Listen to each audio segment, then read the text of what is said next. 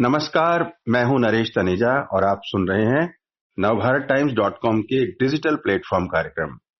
दोस्तों, पिछले दिनों चीन ने तवांग में एक बार फिर से हिमाकत की।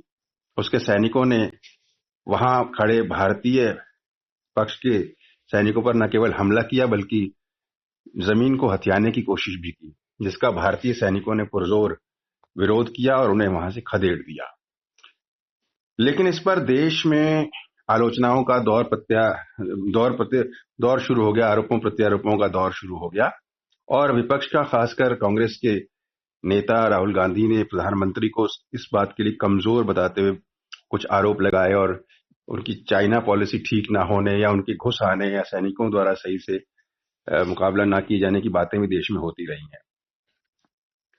तवांग में और पूरी जो एलएसी है चाइना के साथ लग रही 13,000 किलोमीटर की, उस पर क्या स्थिति है, क्या तैयारियां हैं, क्या कमियां हैं और क्या किया जाना चाहिए, और ये जो प्रेजेंट मुद्दा हुआ है उस पर क्या विचार हैं, इन सब बातों पर विश्लेषण करने के लिए इस समय हमारे साथ वायुसेना के पूर्व फाइटर पायलट और विंग कमांडर प्रफुल्ल बख्शी जी मौजूद हैं, जो कि मिनिस्ट्री ऑफ डिफेंस में पूर्व चीफ स्पोक्स पर्सन भी रहे हैं। कमांडर साहब नमस्कार, स्वागत है कार्यक्रम में आपका। थैंक यू तनेजा साहब, thank you very much. Sir, जैसा कि मैंने इंट्रोडक्शन में कहा कि अभी तवांग ने जो दौर देखा नया चाइना के एग्रेशन का और इंट्रूड होने का, तो आपको क्या लगता है कि बैठे बिठाए बिना उकसावे के चाइना को क्या आन पड़ी कि वो भारत की तरफ दौड़ पड़ा है? देखिए, ऐसा है, ये चाइना को कोई उकसावा नहीं हुआ है और ये सडनली नहीं दौड़ पड़ता। चाइना पिछले जब से भारत को आजादी मिली है उसके बाद से निरंतर अपना आधिपत्य जमाने की कोशिश कर रहा है और कार्टोग्राफिकली वो एरिया के ऊपर वो अपना तिब्बत का एरिया क्लेम कर रहा है। तिब्बत से अरुणाचल का एरिया, अरुणाचल को कहता है साउथ तिब्बत है, वो क्लेम कर रहा है। उसके बारे में उसकी डिटेल में मैं नहीं जाऊंगा, पर क्वेश्चन ये है वो निरंतर कर रहा है 62 की अपनी, आपको तो बात पता है, वो मैं आपको बाद में दोहराऊंगा। तो क्या पर्पस था कि फिर कब्जा कर लेना या सिर्फ एक गीदड़ भभकी देना?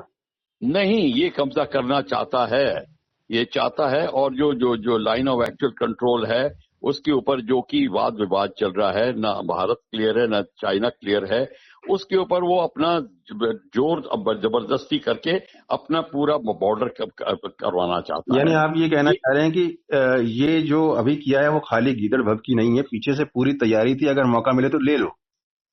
बिल्कुल, वो तो चाइना का जो सुन त्सू का जो डिप्लोमेसी थी, वॉर डॉक्ट्रिन थी, वो यही थी कि the best victory is which is achieved without fighting. बिना लड़े आप दुश्मन को डरा के देख लो। पर मैं अब आपको मैं बता देता हूं, ध्यान से सुनिए। सन 62 में हम हारे, उसके का वो तो मैं आपको बताऊंगा क्यों हारे, क्योंकि हमने एयरफोर्स का इस्तेमाल नहीं किया, वो दूसरी बात है। पर उसके बाद चाइना जो था वो निरंतर ट्राई करता रहा कि हम नाथुला को ले लें। 67 में चाइना ने नाथुला में यही किया था, जो कि उस टाइम भी धक्का मुक्की का मामला होता था। तो एक धक्का मुक्की में पॉलिटिकल कमिश्नर जो चाइनीज का था वो गिर गया, उसको चोट आई। उसने भारत की फौज को कहा आप यहां से निकल जाओ, नहीं तो मैं सबको गोली से उड़वा दूंगा। भारत का मेजर था, उसने उसको हंसी में टाल दिया। उसने अपनी बंकर से पूरी गोलियां चलवा दी, गोले, और 50 भारतीय सैनिक मारे और मेजर को मार दिया। जब जनरल सगत सिंह राठौर को यह पता चला, उसने पूरा हमले की आदेश दिया। भारतीय गवर्नमेंट का उस समय आदेश आ रहा था कि भारतीय सेना कोई कार्रवाई ना करे। जनरल सगत सिंह राठौर ने कहा मुझे कोई ऑर्डर ही नहीं मिला, मेरे को सुनाई नहीं पड़ा, और उसने आर्टिलरी खोल दी और 500 चाइनीज मार दिए। नहीं, मैं उस पर एक अलग से एपिसोड में आऊंगा कि भारतीय सेना क्यों हारी और क्या हो सकता था 62 में। लेकिन मैं आपसे ये समझना चाहता हूं संक्षेप में कि वर्षों पहले जब हम छोटे छोटे सुनते थे, अरुणाचल के नेफा में जो कब्जा किया, उसी तरह की कोशिशें तब से चल रही हैं। देखिए तनेजा साहब, मैं आपको सन 67 की बात कर रहा था, 62 की नहीं। मैं आपको बता रहा था कि क्या होता है। पर दोबारा एक बार फिर आपसे आऊंगा, लेकिन ये तो एक हिस्ट्री की बात हो गई कि वो कब्जा करता आ रहा है। अभी नहीं, मैं आपको बताने की कोशिश कर रहा हूँ। फिर भी, मैं तनेजा साहब, वो कोशिश किस तरह नाकाम की हमने। जी सर। मैं आपको एक चीज बता रहा हूँ, ध्यान से सुनिए। भारतीय सेना ने गवर्नमेंट का ऑर्डर को फाड़ के फेंक दिया और कहा कि हम और गोली चलवाई और 500 चाइनीज मारे। ये मैं बता रहा हूँ। जनरल मतलब सुंदर सिंह सेना जी ने ने अपना पराक्रम दिखा के अपना काम कर ही दिया उस समय। पराक्रम दिखाने का मतलब है कि गवर्नमेंट के ऑर्डर को नजरअंदाज किया। और जनरल सुंदर जी ने समदरंग चौक की घाटी में जब गवर्नमेंट ने कहा आप खाली करो इंडियन आर्मी को, क्योंकि चाइनीज अंदर घुस रहे थे, तब उसने एक पूरी ब्रिगेड अंदर डाली और चाइनीज को रोक दिया। ये 1987, 86, 87 की ये बात तो है। आपने पराक्रम की बात बताई। मैं अब एक और पराक्रम की तरफ आपका ध्यान ले जाना चाहता हूँ। अभी जो तवांग में हुआ, पहले आप मुझे एक संक्षेप में बता दीजिए जो हमारी सेना ने कार्रवाई की बदले की, अभी उनको भगाने के लिए, बिल्कुल उससे आप संतुष्ट हैं? बिल्कुल आपको बिल्कुल लगता है संतुष्ट। आपको लगता है कि हम उनके सामने इस बार कमजोर पड़े? नहीं, बिल्कुल नहीं। तो ये जो ये कांग्रेस के ये देखिए, ऐसा है, ये जो बातें चल रही हैं मीडिया में, ये पॉलिटिकली मोटिवेटेड बातें चलती हैं। नहीं, अभी जो एक्चुअली कांग्रेस ने फौज और इसको कांग्रेस ध्यान के ही नहीं नेता, देती। सर मेरा सवाल ये, कांग्रेस और खासकर राहुल गांधी, मीडिया रिपोर्टर से सवाल आ रहा है कि उन्होंने प्रधानमंत्री की कमजोरी बताया कि अगर उनकी कमजोरी ना होती तो वो घुसने ना पाते और बाद में हमने सही मुकाबला भी नहीं किया। ये जो आरोप देश में लग रहे हैं, इन पर आपका क्या कहना है? इसमें तो पहले हंसी आती है। दूसरी बात ये है, 48,000 स्क्वायर किलोमीटर तो पिछली गवर्नमेंट ने दिया हुआ है चाइना को। हम थोड़ी, हम तो, मैं आपको यही बताने की कोशिश कर रहा हूं कि डोकलम में, गलवान में और अब नाथुल, ये क्या कहते हैं, ये तवांग में हमारी सेना जो है गवर्नमेंट के आदेश अनुसार जो चाइना को क्या कहते हैं उन्होंने पीछे धकेला है। इसका आदेश का मतलब ये है कि गवर्नमेंट और आर्मी की, जो गवर्नमेंट की जो डॉक्ट्रिन है, जो पॉलिसी थी, उसको भारतीय फौज ने फॉलो किया। मैं ये बात मानता हूं कि अभी भी कई परसेप्शन क्लियर नहीं है। हम सोचते हैं कि ये जमीन हमारी है, चाइनीज सोचता है जमीन हमारी है। 100 गज इधर और 100 गज उधर का वो चलता ही रहेगा जब तक आप कार्टोग्राफिकली एक लाइन ठीक ना। नहीं मतलब आप ये कहते हैं कि यार टोटली गलत है ना, हमने कोई कमजोरी बिल्कुल, ना बिल्कुल, नहीं, ये बिल्कुल ना on the part of prime minister, ना on the part of army कोई या सर्विसेज कोई कमी नहीं दिखाई गई। नहीं, कोई कमी नहीं दिखाई गई। तो ये जो आरोप कमी थी, बदनाम देखिए तनेजा साहब, मैं धीरे से बता रहा हूं। जो कमी है भारतीय फौज और गवर्नमेंट पूरी करने की कोशिश कर रही है। अब मेरे से जब आप कमियां पूछेंगे तब मैं बताऊंगा। नहीं, इसका मतलब ये सिर्फ खाली माइलेज लेने पॉलिटिकल और बदनाम करने की है और सेना का इससे मोरल गिरता है। देखिए ऐसा है, मैं आपको इसमें दो पहलू बता दूं। पहली बात तो यह है, ये सारा पॉलिटिकली मोटिवेटेड है। जी। दूसरी बात मैं बता दूं, सेना का इन पॉलिटिकली मोटिवेटेड स्टेटमेंट से मोराल नहीं गिरता, क्योंकि सेना को पता है। तभी मैंने आपको वो दो एग्जांपल दिए, जनरल सगत सिंह राठौर और उसके, कि सेना को पता है कि ये बिना सोचे समझे कार्यक्रम करते हैं। जो पॉलिटिकली जो क्रिटिसाइज करते हैं, सेना उनको नजरअंदाज करती है। लेकिन सर इससे वो तो एक नुकसान तो होता है इंटरनेशनली, अगर आप इतनी बड़ी पॉलिटिकल पार्टी के नेता हैं और इस तरह का बयान देते हैं, चाहे वो गैर जिम्मेदाराना या जिम्मेदार, मैं उस पर नहीं जाऊंगा, इंटरनेशनल मीडिया के हवाले से फिर खबर जाती है तो भारत की छवि को थोड़ा सा एक लगता तो है ना कि भारत कहीं नीचे हो। तनेजा साहब, छवि बहुत खराब होती है। ये खराब होती है कि left does not know what right is doing, ये लोग कहते हैं कि ना।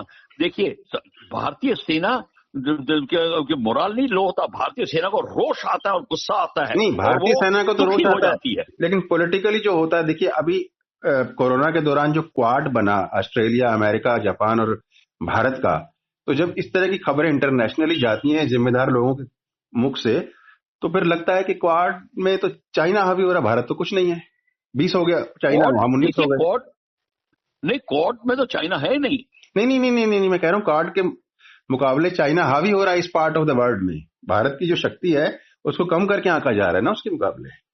नहीं, वो कम करने की कोशिश कर रहा है, वो दिखाना चाहता है कोई कम, हमारी शक्ति कोई कम नहीं हो रही, ना लड़ाई की क्षमता कम हो रही है। इंटरनेशनली मैं आपको, गलत चला जाता है ना सर। हाँ जी, इंटरनेशनली हमारी छवि खराब हो रही है, मैसेज ये बताने की कोशिश। मैसेज गलत जा रहा है ना इंटरनेशनली।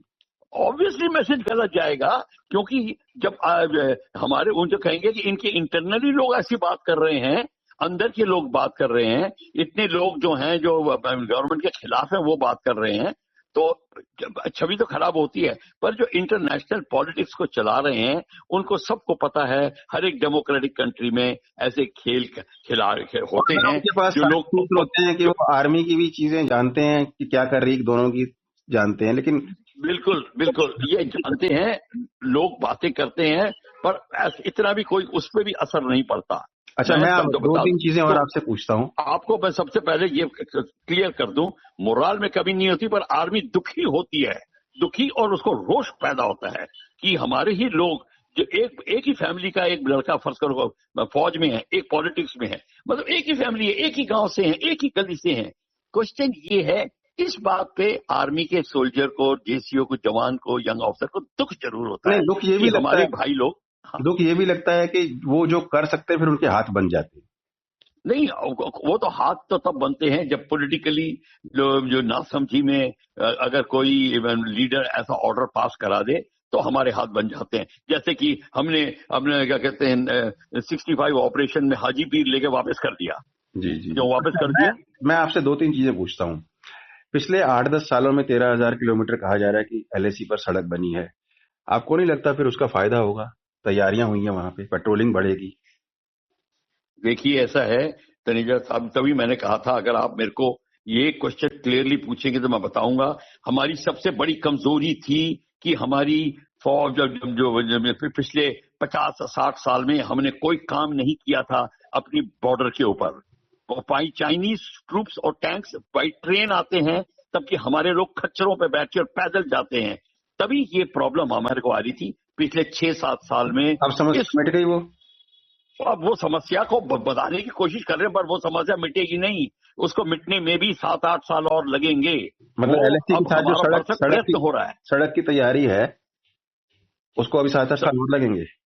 सड़क की तैयारियां हैं, हेलीपैड बनने हैं, कनेक्टिविटी लगानी है, ये सारा का सारा जो रेडी होना है।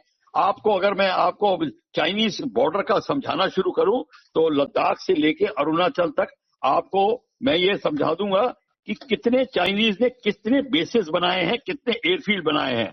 और लेकिन सर आपका जैसे आपने कहा 7-8 साल लगे, एक चीज तो आप भी मानेंगे कि सड़क बनाकर कनेक्टिविटी जोड़ के एक बेसिक काम तो कर ही दिएगा 50%।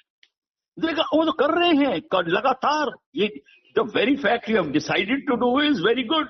यही कर रहा हूं मैं। देखिए, अगर आपको मैं क्विकली बता देता हूं, अक्साई चिन में अगर आप रूटॉक पांगोंग लेक की बात करते हैं, वहां पे उन्होंने स्टोरेज टैंक बना दिए हैं। वहां एयर में एक नगाली टाउन के पास टोटल मिलिट्री बेस बनाया है। किसने बनाया, इंडिया ने कि चाइना ने?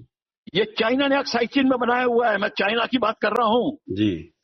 चाइना ने बना रखा है अक्साई चिन में, सिक्किम में, भूटान ऑपोजिट में। मतलब करेंगे उनका, उन्होंने इतनी चीजें एस्टेब्लिशमेंट खड़ी कर दी हैं बॉर्डर। तो हम तभी तो हम कर रहे हैं, हमने शुरू कर दिया पिछले 6-7 साल में, पर चाइना ने ये काम पिछले 30 साल में पूरा किया है। अच्छा, तो हमको भी समय लगेगा। कमांडर बख्शी, आपके पास दो चीजें हैं, सेना का अनुभव है, वायुसेना का, और एक डिफेंस कूटनीति जो डिप्लोमेसी में, दोनों पर एक एक छोटा सवाल पूछ लेता हूं आपकी इजाजत से। पहला, ये जो तैयारियों के मुतालिक आपको क्या कहना है कि और हमें क्या क्या संक्षेप में करना चाहिए जिससे कि हम थोड़ा सा फूल प्रूफ की तरफ बढ़े बॉर्डर पे चाइना को लेकर? ध्यान से कह रहा हूं, जो हमने बॉर्डर के ऊपर अपना कनेक्टिविटी और डेवलपमेंट करनी शुरू की है, उसको कम से कम 30 गुना और तेज करने की जरूरत होगी और रिसोर्सेज लगाने की जरूरत होगी। तो अगले 6-7 साल में ये मामला कंप्लीट होगा। फिर भी हमने काफी तैयारी कर ली है।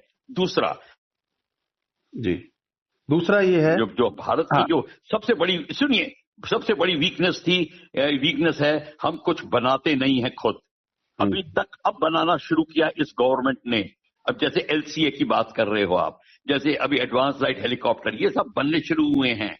अभी तक हमने एक राइफल नहीं बनाई थी सन 47 से, अब राइफल की फैक्ट्री पड़ी है, जैसे अब आपको पता है अमेठी में। और अभी भी आपको बाहर से सामान मंगाना पड़ता है। आज का एक आर्टिकल पढ़े नेवी के बारे में, तो अभी तक कभी हम इंजन नहीं बनाते किसी शिप का। आप बताइए, खोखला बना रहे हैं तो इंजन नहीं है तो क्या, कहां से लाएंगे आप?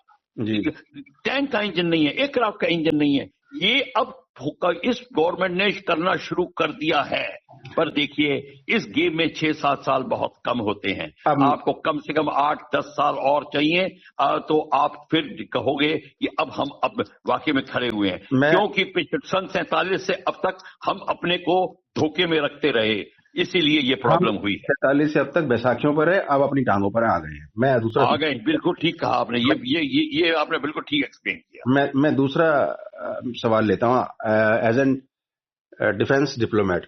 सर, ये चाइना का पंगा इतने सालों से है, कब तक चलेगा कुछ पता नहीं।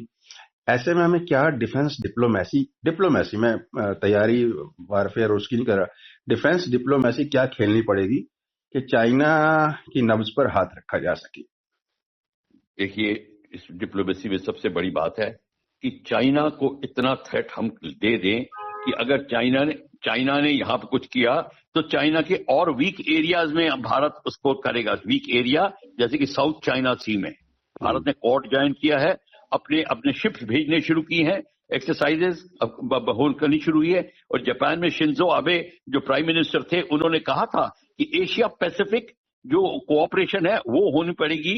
अगर हम एशिया पैसिफिक यूनियन क्रिएट करते हैं जिसकी भारत को लीडरशिप मिल सकती है, तो फिर एशिया पैसिफिक यूनियन जो है वो मिल के को प्रॉस्पेरिटी ही नहीं करेगी, इंडस्ट्री डेवलपमेंट ही नहीं करेगी, पर जॉइंट सिक्योरिटी और जॉइंट डिफेंस भी देखेगी, ताकि चाइना का जो आधिपत्य बन रहा है साउथ चाइना सी में, जब वो रुकेगा तब चाइना यहां पे रुकना शुरू करेगा कि अब मैं लद्दाख में पंगा लूंगा भारत से, तो भारत वहां से प्रेशर डालेगा। इसको डिफेंस डिप्लोमेसी कहते हैं। अब आपको उसके वीक पॉइंट को पकड़ के उसको दबाना पड़ेगा, और वीक पॉइंट चाइना का।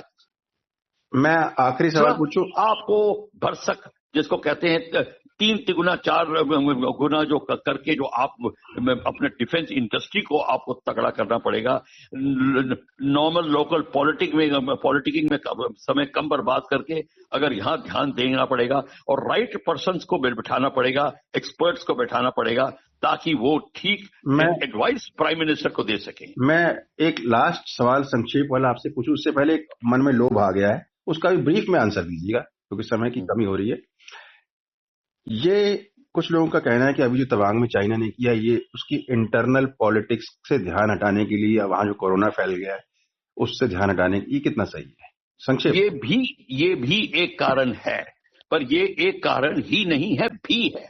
ये फर्क है। अच्छा। कि चाइना के प्राइम मिनिस्टर को जीपिंग को प्रॉब्लम आ रही है, बाय द वे उसको अपनी आर्मी से प्रॉब्लम आ रही है, उसकी आर्मी में भी फैक्शंस बन गए हैं जिससे उसको प्रॉब्लम आ सकती है, तभी वो बहुत ही चौकन्ना हुआ बैठा है। अच्छा, कोविड के कारण प्रॉब्लम आ रही है, और उसकी इकोनॉमिक जो सैंक्शंस लग रहे हैं, और जो हम अपने वेरियस इकोनॉमिक उसके ऊपर प्रतिबंध लगा रहे हैं, दुनिया सारी का मिलकर। सर, मैं उसी पर आ रहा, मेरा लास्ट क्वेश्चन ये है, आपने इकोनॉमिक सैंक्शंस की बात कही और वहां से कंपनियां छोड़ के भी जा रही हैं।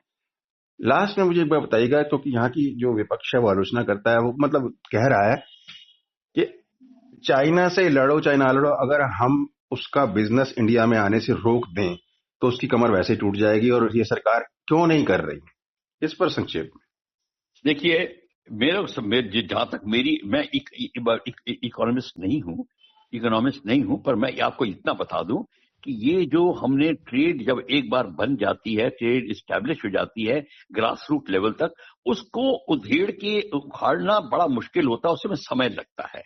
आप इस डाउन ग्रास रूट लेवल तक आ गई है, गांव मोहल्ले तक, कस्बों तक ये चाइनीज की, तो उसको खत्म करने में टाइम लगेगा।